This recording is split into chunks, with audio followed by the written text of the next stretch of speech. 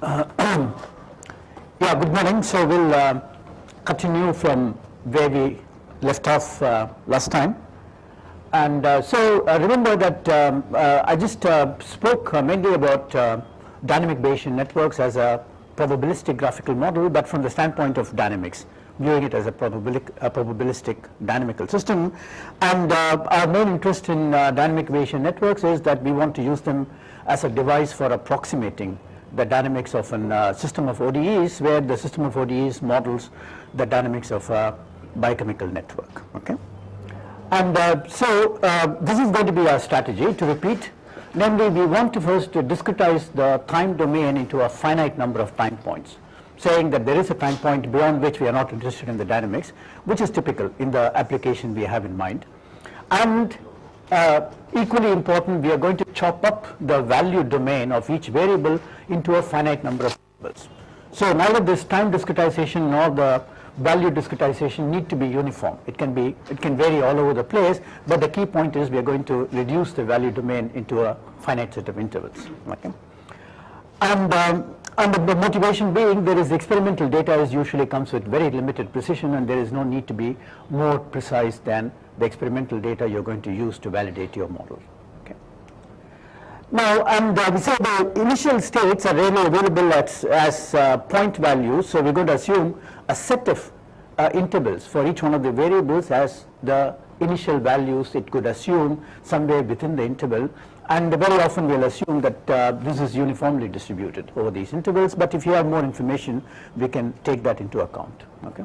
And then what we do is we sample these initial state, the set of initials from the set of initial states, and for each one of the sampled initial state we generate a trajectory using numerical integration, and then we store these generated trajectories as a dynamic Bayesian network, and we perform all subsequent analysis on this dynamic Bayesian network, and therefore, and it turns out, since it's a much simpler object to deal with, and you can apply fairly efficient approximate inferencing techniques on dynamic Bayesian networks, you can easily recover the cost that you spent in constructing the model and then some. Okay, so this is going to be the overall idea. So to start with, I'm going to explain this approximation procedure, assuming that all the parameter values are known, the rate constants and initial concentrations are known, and then I will explain how this method applies in the setting, which is the main interest, where the rate constant values are not known for a number of them. Okay, because we are going to then use Bayesian inferencing to do parameter estimation as well. Okay, so this is how I'm going to explain the discretization, at least using the one-dimensional case for simplicity. So the time discretization is very simple. You assume you are interested in observing the system only at these time points, T0, T1, T2, up to T max, a maximum thing. And therefore, if you have a trajectory like this, then you report the value of this trajectory only in terms of the value at this time, at this time, at this time, and so on, a finite set of sequence of values. Okay, so that's time discretization. And the value discretization is for each variable you chop up its value domain into a finite number of intervals, say A, B, C, D, E, and therefore when you have a trajectory like this, not only you report its values only at these time points, in addition you also record its value as the interval in which its value falls, the standard discretization. Okay, therefore if I have a trajectory like this, I will record it as at the time 0 it fell in the interval C, at time 1 it fell in the interval D, and so on. Okay, so you just record it in terms of the interval of values it falls in. Okay, and it's for technical reasons it's going to be crucial to record along with it the time at which this happens. Okay, it's going to be part of the description of the state, namely the interval value in which the variable is assuming its value currently, and the time point at which this is happening. Okay, now then, so the point is, because of this discretization, so we assume also then an interval of values as initial states for each one of these variables. In this example, for example, somebody has told you, look, the initial state of my variable falls somewhere in the interval C, and that at once defines the dynamics of interest to be all the trajectories that can start somewhere in this interval and continue up to this T max point. And in general, if this is a non-zero interval, then you're going to get uncountably many trajectories as your dynamics. Okay? And for each one of them, we'll record it as a sequence of this kind, and because of this discretization, you may start, all these trajectories of course are going to start from this interval C, and then some of these trajectories at this point might go off here and some others might go off here because of the that is the nature of the dynamics. So for example, if I have d2 here in this interval, this trajectory here, which is at this point, at the next time point will hit the interval DE, whereas this trajectory following in the same interval at the next time point will hit the interval D. Okay? So it's going to be, there's going to be branching structure because we are recording for all the trajectories what happens at each time interval. Okay? Now we would like to attach, in fact, probabilities. We can attach probabilities to this branching structure in the following sense. Okay? So we can say that the probability of, if the system state is D at time point 2, then the probability of the system state being E at time point 3 is 0.4. And how do we get this number 0.4? It is simply the fraction of the trajectories which fall in this interval at time point, in which fall in D at time point 2, the fraction of those which end up in E at the next time point in the interval E, and the probability of the fraction of the trajectories residing at D in the time interval 2 which continue to hit D at the next time interval. Okay? Now the point is, these probabilities, where do they come from? And I claim that under very reasonable assumptions these probabilities are well defined. Okay? But before that, this is the slide for Shankar, namely this probability values, transition probabilities can change over time. So for example, at time point 2, these trajectories will all be in this interval D, and some of them will go to E with some non-zero probability and will stay in D with some non-zero probability. Whereas if I look at, for example, at this time point 4, all the trajectories fall in this interval D, but at the next time point either they will fall in the interval C or in the interval B. Okay? So these probabilities can certainly change over time because the dynamics is nonlinear. Okay? Fine. Now the question is, where do these probabilities come from? And I claim, well, first of all, you can view this whole thing as a probabilistic transition system, and in a technical sense, in fact, as a Markov chain, where the system goes from a state of the form S at T to a state of the form S prime at T plus 1. So you move only from T to T plus 1. So it's an acyclic Markov chain, and so the Markovian property is sort of hardwired into the definition. Okay? It's different from usual Markov chain in that the transition probabilities themselves depend on time step. Right, and well, I won't put it so badly. I would just say, so inconveniently, I would just say the time is part of the description of the state. In that case, it becomes, partly. That's right, exactly. Otherwise, it won't be Markovian. There's no reason for this nonlinear system to be Markovian.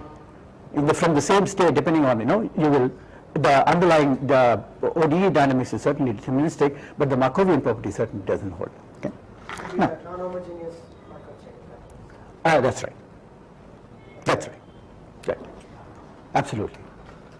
Okay. Oh my God. So, now the point is, I claim that under a reasonable assumption, these transition probabilities are well defined. Okay. For the following reason, supposing I look at the system of ordinary differential equations that I'm starting out with, I'm putting it in vector form here, I claim that it is reasonable to assume that the functions which appear on the right hand side of these differential equations is a C1 function. Why? Because we are assuming that the terms which appear in these differential equations capture the kinetics of kinetic laws like mass law and Michaelis-Menten and so on, and these are going to be polynomials or rational functions. Okay? And therefore, a combination of them, it's reasonable to assume that it's a C1 function, and we are going to also assume that the value space of the variables is restricted to a bounded domain of the rails, which is also reasonable because they represent the values of these variables. There's going to be a minimum which is 0, and we can assume there's an upper bound on the maximum concentration level. Okay? So given this, the theory of differential equations tells you then that this system of differential equations has a unique solution for each point D. Here, satisfying the obvious conditions. At time point 0, it starts with D, and the ith derivative, partial derivative at any point T is going to be determined by the right hand side of the differential equation. Okay? Now the key point is, because the right hand side is a C1 function, the solution is going to be a C0 function. Namely, it's going to be continuous, and therefore it is going to be measurable. And once it is measurable, the solution is measurable, we are guaranteed that the probability, transition probabilities that I showed you, they exist, they are well defined. Okay. Does it depend on the initial state? Yes, the transition probabilities. Not for an individual trajectory, it doesn't make sense to talk of a probability of a transition. They are all a probability of a trajectory because it's a deterministic trajectory. But for the whole collection, certainly. Depends. Certainly. Okay. Now, so the point is, oops. I'm sorry, I messed up.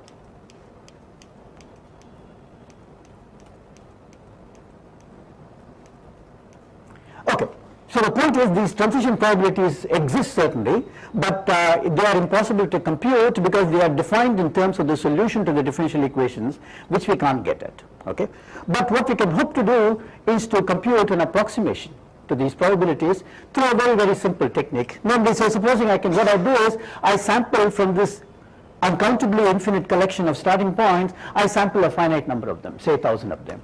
And then I generate trajectories for these 1,000 starting points, and then at time point D, I look at how many of these trajectories hit D at time point 2. In this particular example, say it is 1,000.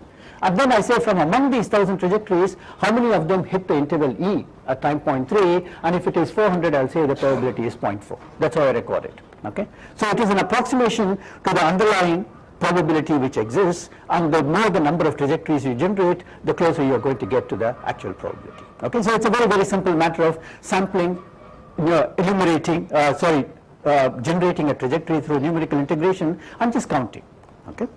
Now, the only trouble is we can do this and construct this big acyclic Markov chain, but it is going to be really big. It's going to be exponential in the number of variables. Even if each variable assumes only 2 values, the whole value space is chopped up into 2 intervals, the number of potential states of the system that you are going to construct is going to be of the order 2 to the 50 to 2 to the 100 if you have 50 to 100 variables in your system, which is not atypical, and that is a very unreasonable number to deal with. Okay? And therefore, this is how deviance come into the picture. They say don't record this thing in the form of a Markov chain, and instead factor it and record it as a dynamic Bayesian network. Okay?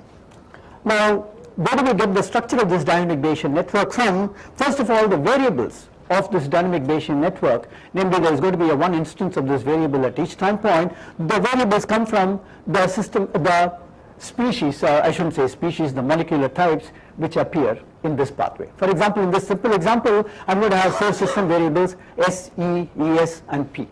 Okay? And how do I find out how the nodes in the time layer T are hooked to the nodes layer at time T plus 1? Well, the coupling between the variables here tell you how to hook up the nodes from time layer T plus 1 to T. For instance, I notice S's predecessors are going to be Es and E, in the sense the value of S at time point T plus 1 is going to immediately depend on the value of Es and the value of E, because the differential equation for S tells you on the right hand side S appears and E appears and Es appears. So the value of the next time point of a variable, of course, is going to depend on its current value, so there's going to be a self loop for each one of these states, which I don't show. Okay? So if I carry this forward, this is going to be in some sense my influence diagram with the self loops added implicitly. So based on this, I construct my dynamic Bayesian network. Namely, for the system variables, of course, I put down one random variable at each time point, and then I connect, for example, for ES2's parents are going to be ES3's parents, ES2, the node ES2, its parents are going to be S1, E1, ES1, because if I look into the differential equation for DES, S appears on the right hand side, E appears on the right hand side, and of course ES depends on itself always. Okay? So this is how I construct the structure, the underlying graph of the dynamic Bayesian network. Okay? That's very simple. Now the question is, how do I fill up these conditional probability table entries? Because the dynamic Bayesian network, being a Bayesian network, each node will be accompanied by a conditional probability table, and I would need to put up fill in these values like so. Okay? Namely, the conditional probability of S falling in the interval C at time point 2, given that in the previous time point its value fell in the interval B and E's value fell in the C and so on. Okay? And so the question is, how do we get these numbers in the conditional probability tables? Now this is also pretty easy, just like we did in the previous case. We can do it by sampling the initial states, generating numerical trajectories and counting. Okay? So in this particular instance, for example, somebody told you that the initial value of S0 fell in this interval, the middle interval, E's initial values fell in this interval and so on. Then what I do is I sample randomly 1, 2, 3, a 4-dimensional vector whose first component hits this interval, second component hits this interval and so on, and then I go forward using numerical integration. And then I record for these trajectories which are being generated. So let me go to the next slide. So again, my 1000, my favorite number. If I start with such 1000 4-dimensional vectors and I do numerical integration to go forward, and then I see from among these 1000 trajectories how many of them hit at time point 2 the value of this first variable hit the middle interval, the second one hit the last interval, and so on. Okay?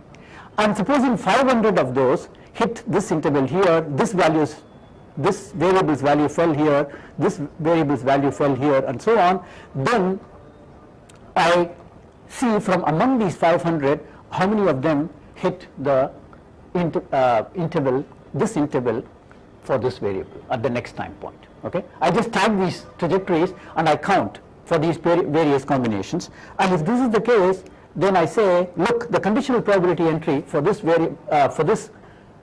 entry should be, namely the conditional probability of S2 being C, given that S1 was B and E1 was C and ES was B, it should be 100 over 500, which is 0.2. Okay, so it's a very simple counting idea. Namely, yeah. So are you doing a Gillespie here? No. It's the numerical integration is deterministic, but I just count, and because of the discretization, the things start branching off, and that's the branching structures, probabilities, which I'm counting here. Okay. So I have this. So this is the way I fill in the entries, just like I did for the Markov chain construction. Here it's a little more sophisticated because I have to look at the conditional probability tables entries and count and put them in. Okay. It's very simple, really. Maybe I'm rushing through the details, but if you look into the paper or the slides even, it should be clear. Okay? So now the point is, the size of this dBn is going to be now exponential in the maximal in degree of the graph. It's not going to be exponential in the number of nodes in the graph, and very often these networks, these reactions are sparsely connected. Okay?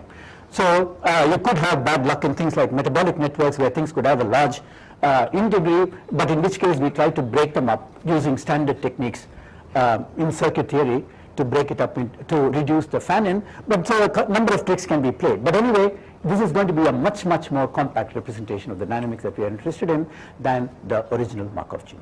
Yeah? How do you guarantee that you have enough coverage, right? Absolutely. So there are tricks, there are lots of techniques which have been developed in the sampling technique area, using which there are no absolute guarantees, but there are ways of making things better, certainly. But there are no real guarantees. I can't prove theorems about that I'm providing a certain coverage, because it's going to be exponential in the number of variables. Okay. So yes.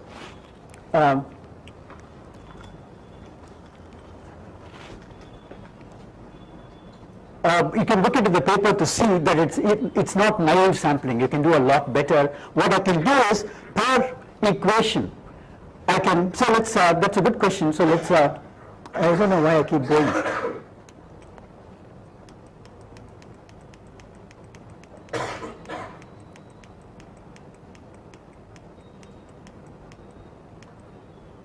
So if I have this 4-dimensional vector, then what I would do is that at least for each variable, I look at all the variables which appear on the right hand side of that variable, and then what I do in my coverage is I exhaustively cover all possible combinations of the inputs that variable, and then I don't worry about the rest of the stuff, and I keep doing this for each variable. So we have some kind of an equation based coverage of these things. So at least along each dimension you are covering enough.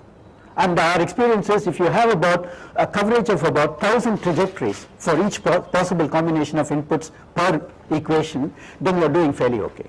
Okay.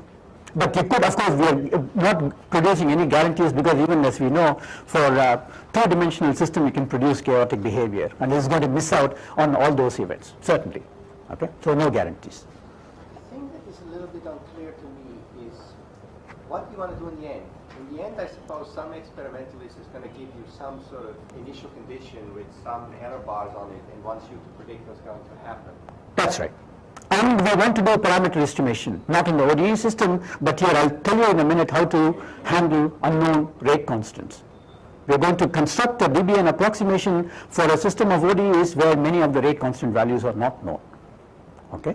And then we're going to do parameter estimation at the level of debians. Fine, but I mean, maybe you can explain to me. My intuition would still be that, okay, so given that somebody given me a specific problem, I could just simply sample a number of trajectories of integrating the entire system from some, range of initial conditions and use those. Why would that be more expensive than all the things? Because if you have to do it over and over again for each of the questions that you want to ask of the model. Okay? Whereas here we say, do the sampling once and for all, and store it as a debian, and then for the rest of the time, all the questions that you want to ask of the original model, you address it to the debian representation of the once and for all sample set of trajectories. That's all we are doing.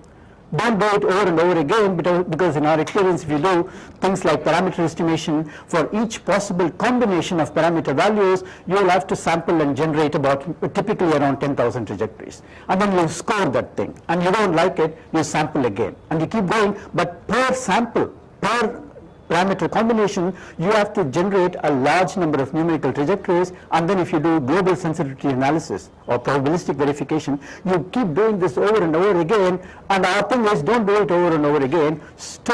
Generate and store once and for all a set of trajectories, and then pretend that the set of trajectories that you generated is a good representative of the behavior of the original dynamical system, and then do your analysis on this single set of trajectories that you generated, but now stored as this probabilistic graphical object, namely a debian.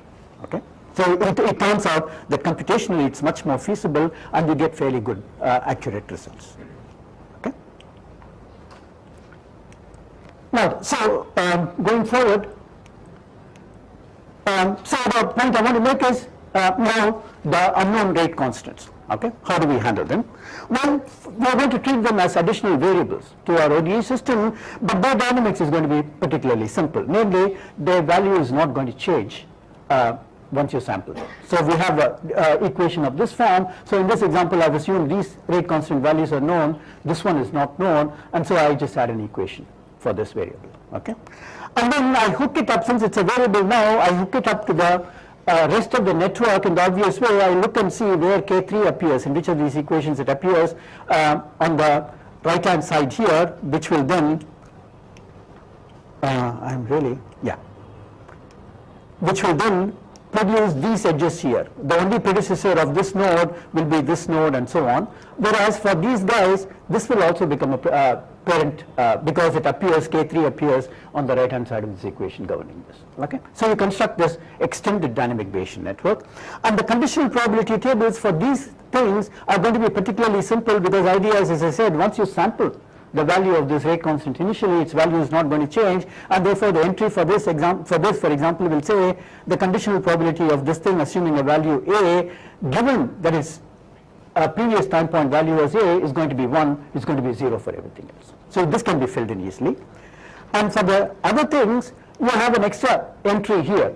So it's going to be a larger conditional probability table. You're going to have entries like the conditional probability of ES2 being A, given that at the previous time point S was C and E was B and ES was A, and K3 fell in the interval A.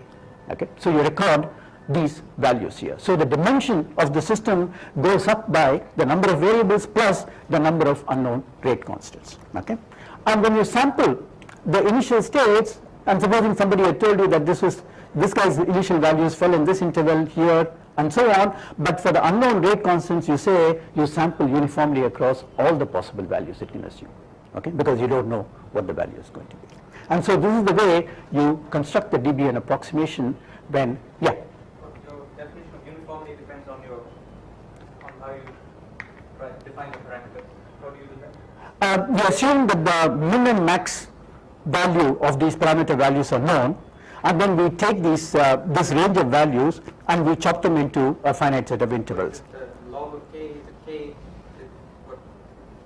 So it depends on how you write down your parameters. There's some degree of arbitrariness at this point. Absolutely, absolutely. So so for each parameter value, depending on the range of values it can take, we try to chop it up into usually a uniform set of intervals works as a first approximation, and if things don't turn out well, you go back and tune your thing. But ideally there is no theory guaranteeing or telling you how to chop it up into, certainly. But what you make sure is, it's not the discretization that is so important here, but to make sure that you somehow get a good coverage of the range of the whole thing, okay? Unless you find out through experimentation, look, the upper range is much more important than the lower range and so on. But yeah, sure, it's fairly ad hoc. So is there an intuition saying, is it appropriate to chop k or log k? Or, No, that you gain only by playing around. There is no, or if a biologist say, don't be silly, don't look here, no, it's not going to be. That's right. Okay. So this is how we construct the Debian approximation. Okay. I started at what time? Oh, good. Okay. So I'm doing okay. Now, so what do we want to do with this Debian approximation? We want to do a lot of things, and let me not make this. But the very first thing we must do is we must devise an inferencing method for these Debians, because everything we do is going to be built on top of this. Okay. So, and the key question that we want to do, or the key thing we want to compute is, for each variable, for each time point, we would like to compute its marginal distribution. Okay. Each one will have a well-defined probability value. For example, if E takes these three values, we would like to know the probability of E assuming the value low at time point 2. What is the probability? Okay. And similarly for the other two values, and they'll sum up to 1. And this is what I mean by saying marginal probabilities, where you have marginalized out all the other variables. Okay. Now, so the marginal distribution of E is, as I said, is what we want to compute, and computing these things, and unfortunately, even though these Debians are exponentially more succinct representations of an underlying Markov chain, when it comes to inferencing, as it was pointed out yesterday, there is no gain. It remains exponential. You have to pay the exponential price if you want to do exact inference or computation of these marginal probabilities exactly. And on the other hand, we do need this. It's crucial. Okay, and so. For large Debians, doing exact inference is not feasible computationally. We must do it approximately. Okay. And if you go to the literature, there are two. The main thing here to notice is we want to do inferencing of a particular kind, namely, we assume that we know the initial distribution, marginal distribution of the variables, because they are given as intervals of values. So what we would need to compute is going forward. Where for each variable at each given time point, what is its marginal probability? This is what we need to do. This is a little simpler than general inferencing questions that you ask of Bayesian network. And for doing this so-called forward inferencing, there is this a Boyne-Kohler algorithm, and there is a simplified version of the Boyne-Kohler algorithm called the factored frontier algorithm. And we use mainly the factored frontier algorithm because the Boyne-Kohler algorithm starts with partitioning the set of variables into classes, and in interesting cases these classes can get too large and the complexity of the algorithm is exponential in the size of the classes, and so it becomes practically infeasible. And so we use this very simple algorithm called the factored frontier algorithm. And the factored frontier works like this. Okay. It says at any given point to maintain the joint probability distribution, which is very, very expensive to represent even because it's exponential in the number of variables, and computing it is of course exponential in time, and therefore what you do is you maintain a joint probability distribution itself as a product of the marginal probabilities of the variables involved in the system. This is the key idea of factored frontier. It's an approximation, a brutal approximation, but it's a very convenient one. Okay.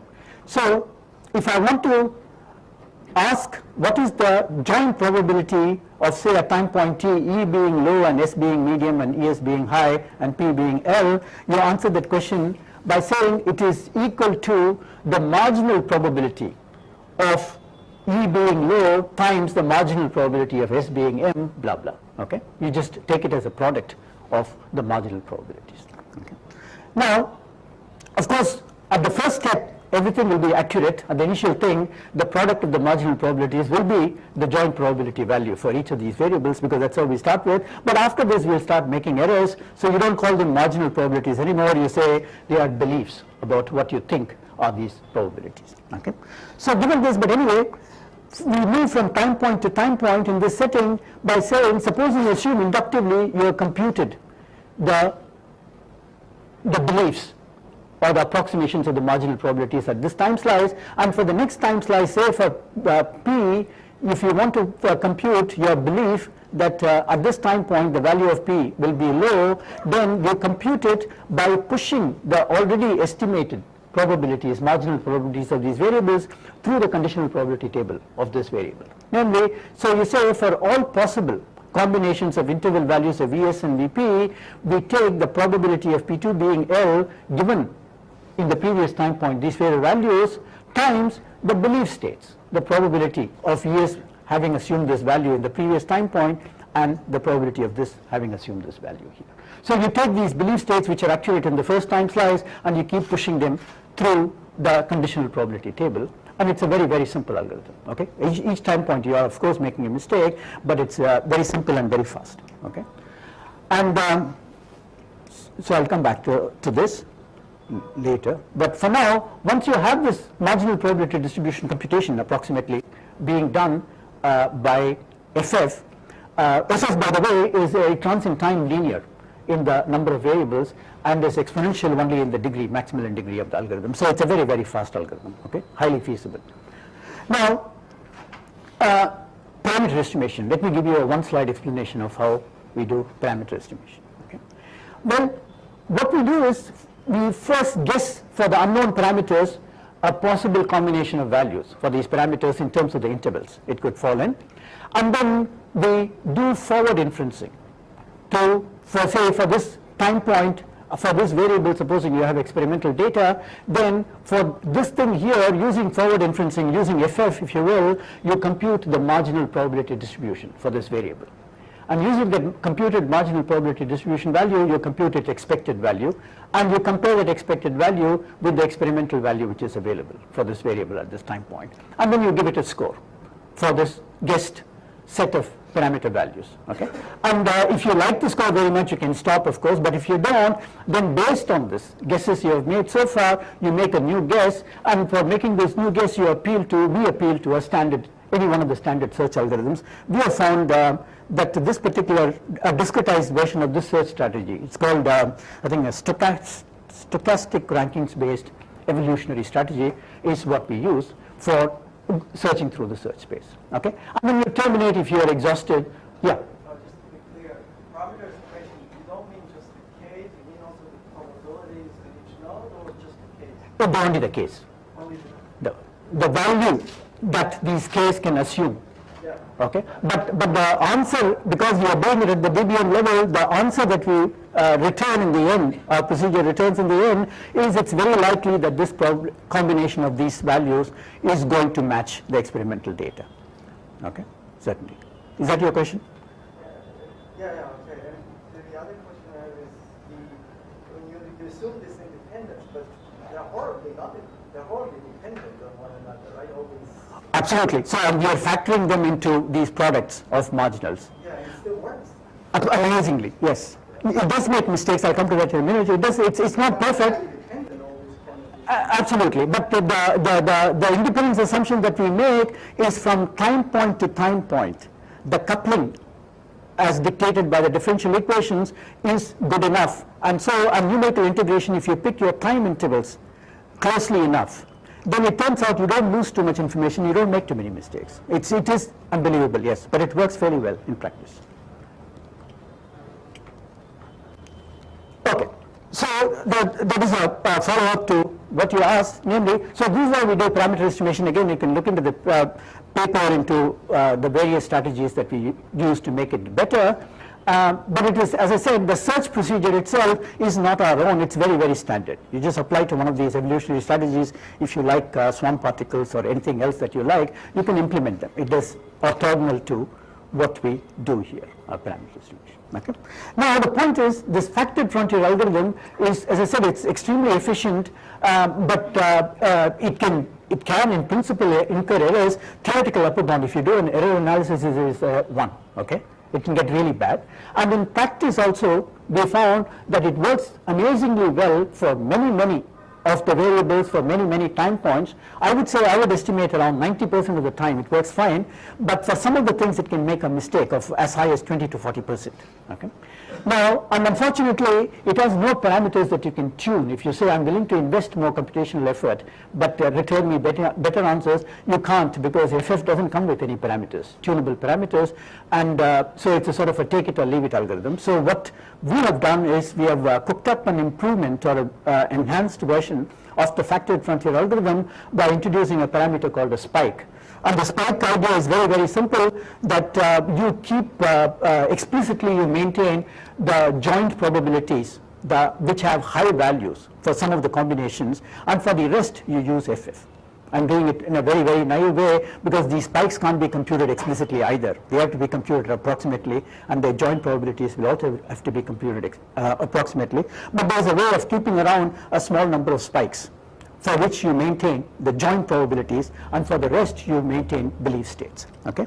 So if you do this, then you can tune the thing by saying, and of course computing these spikes and their joint probabilities and propagating them forward is computationally expensive, and it's a tunable parameter in the sense, if the number of spikes is 2 to the k to the n, where it is the all possible combinations, the size of the joint probability table, you will get the exact algorithm. And if the number of spikes is 0, you just get back your factored frontier algorithm. So you can go from anywhere from factored frontier to the exact algorithm by choosing the number of spikes, and the complexity of this algorithm is quadratic in the number of spikes. Okay. So that's the price that you pay. So the higher the price you're willing to pay based on the number of spikes, the more accurate, provably more accurate your estimates are going to be. So that's something that we have done, and again, I'm not going to go into the details of this. Now, how do we, because I've reached a branching point here, to stop or to continue, huh?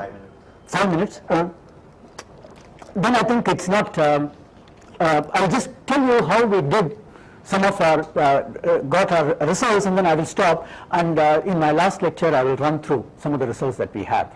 And if you have time, I think we will have some time, I would like to sell to you the idea of statistical model checking. Okay? I don't know how realistic it is, but I'll try my best. Okay, so this is how we did our experiments. Namely, there is this wonderful database called the biomodels database, where people have put in a lot of these ODE-based models, and they have curated them, and they have worked out, estimated their parameter values, and it's all there, and you can pull off, okay, these models. And we have experimented with some of those models, a number of them, and we also, in collaboration with a biologist, we worked on a specific pathway model tied to this so-called complement system, which is a small component of the immune system.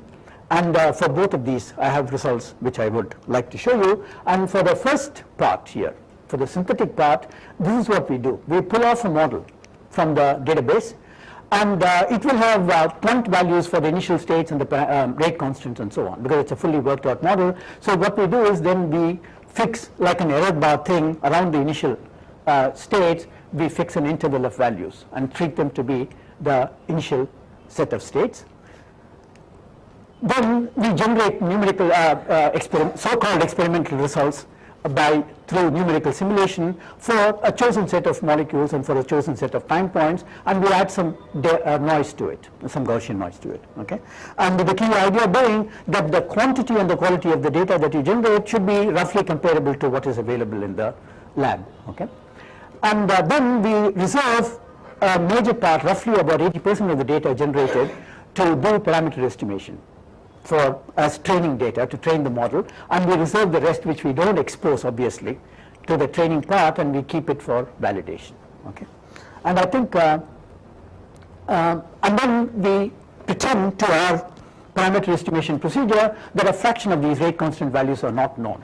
So we then basically say this is the pathway model, these are the initial set of states, and these are the unknown parameters, and off you go. Okay, and these are the experimental data which is available, which is the training data, and once you have estimated the parameters, you go and see how good the estimates are using the test data that you have reserved. Okay, so this is what we did for a number of the models that we pulled off from the biomodels database. Okay, and so I will in fact flash back at you again. So in this context, this model for which I showed the results already, and no, I'll stop here. Done that.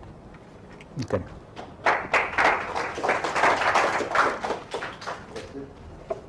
So once you've done parameter estimation of some experimental data, since you can always go back and just run the trajectory applied by those parameters, I suppose there's no way. So you could tell us right now how often what fraction of the time do you get the correct trajectory? Because this entire approximation allows you to estimate the parameters, but then you just generate the trajectory applied by the parameter. Well, the parameters that we generate will first of all be intervals of values for the parameters. So if you want a point estimate, you have to do a traditional technique to zero in on these combinations of intervals to get point values. Okay, and you could do that. Sometimes you have to do that, but because as you point out, it's nice to go back to the ODE model and play with it using estimated parameters. So what's your question? Well, so the question is how often does it, so that should be quite convincing. How convincing is it? Here is the thing. Our experience is when you want to match the quality of the estimated parameters, it's a bad idea to go and try to compare it to the original nominal values of the parameters. In case you know, it's much better to compare it to data, experimental data or the known dynamics, simply because it's a very high dimensional system, and therefore, if you have a large fraction of the rate constants to be unknown, there are going to be infinitely many possible solutions to the parameter estimation problem, and therefore there's going to be no thing saying this is the correct value. All that we can hope to say is that look, it seems to match, it seems to explain the experimental data reasonably well, and it seems to have some predictive ability because I have validated it on data that I did. But other than that, all bets are off. Because you produce some other data for me, it could be that it breaks down completely. I have to look for a new set of parameter values somewhere else in the space. That could well happen. Because we don't know the landscape of the parameter values which is going to match your dynamics. No chance, you see, because it's a severely underdetermined system. So when I say I've solved the parameter estimation problem, I'm saying something much more modest. I'm saying I've got a guess now which can explain the experimental data reasonably well. Okay? But isn't that just saying that you know you're overfitting? No, to avoid, as I say, 100% overfitting, what we do is we reserve some data, at least, even if you are doing actual experimental work, we reserve some of the experimental data supplied by our collaborators as validation data. We don't use it for training the thing. After that, we make sure the trained model can predict this. And very often, what is a good idea is to try and validate your model by using data which is of a different kind, which tries to predict some other part of the dynamics of the system. Okay, I'll come to that when I show the complement system. So the quality of the data itself should be different. And then you have some assurance, yes, my model seems to be okay. It seems to have some predictability. Does that validation allows you to discriminate between parameter estimations?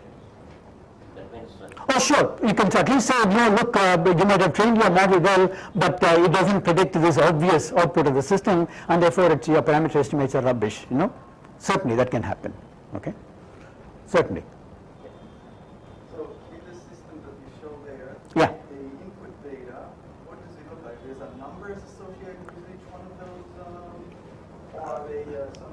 For each one of these, you will have it's a biochemical reaction that is being modeled here. Also, you will have a differential equation associated with each one of them. Your data, does it come with some real numbers or like low, high, medium? No, the nominal model, the model we pull off from the biomodels database, that will have real numbers associated with all the other quantities. Because I noticed that you divided your domain into 5 intervals, is that right? That's right. That is for the Debian approximation. Right. The original model will have all numbers. Right, so the question is, I mean, 5 intervals covering a whole range of the real numbers I know. is fairly crude. So the question is, you presented other methods that go back to the differential equation. Do they get higher precision than what you get? Well, if you produce a trajectory, the way you record the trajectory, it might look, of course, much more precise, the values you report. But my point is, when it comes to validating your results, you must match experimental data, and the experimental data's accuracy is very, very limited. So you're saying the real numbers should also... No meaning, absolutely no meaning in a system like this, okay? It's really talking about a range of values, certainly.